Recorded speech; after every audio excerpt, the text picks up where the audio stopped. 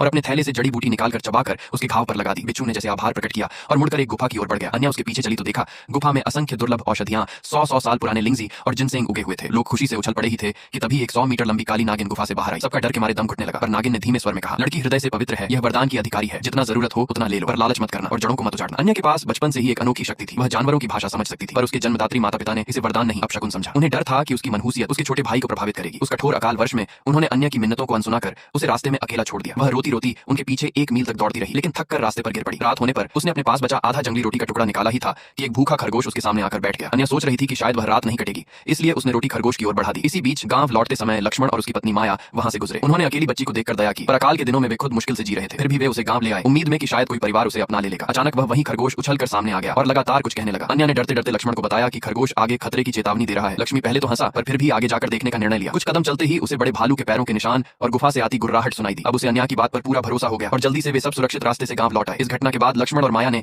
अन्या को अपनी बेटी बनाने का निश्चय कर लिया। अगले दिन जब माया अन्या को घर घुमा रही थी, उन्होंने देखा कि उनका वर्षों पुराना कुत्ता शेरू थकावट से जमीन पर पड़ा है और सांस भी ठीक से नहीं ले पा रहा। लक्ष्मण घबराए हुए थे, लेकिन अन्या ने शेरू का सिर सहलाया और तुरंत उसकी दर्द भरी पुकार सुन ली। वह समझ गई कि उसके गले में कोई चीज अटकी है। उसने तुरंत प्राथमिक उपचार किया और अगले ही क्षण शेरू ने एक बड़ी हड्डी उलटकर बाहर फेंक दी और फिर उत्साह से खड़ा हो गया। यही समय था जब लक्ष्मण की मां सीता घर आई। वे चाहती थीं कि बच्ची का ख्याल रखा जाए, इसलिए 2 अंडे देती हैं, पर उनकी बड़ी बहू कौशल्या खिल उठती है और सास पर चिल्लाने लगती है कि छोटे बेटे को पक्षपात मिलेगा। बहस इतनी बढ़ती है कि सीता गुस्से गुस्से कह देती है, ठीक है मैं अलग रहती हूँ। कौशल्या तो मानो इसी का इंतजार कर रही थी। उसने तुरंत ही सीता को घर से निकाल दिया। लक्ष्मण और माया पहले से ही संघर्ष में थे। लक्ष्मण बीमार, माया के पैर में चोट, ऊपर से वृद्ध मां और छोटी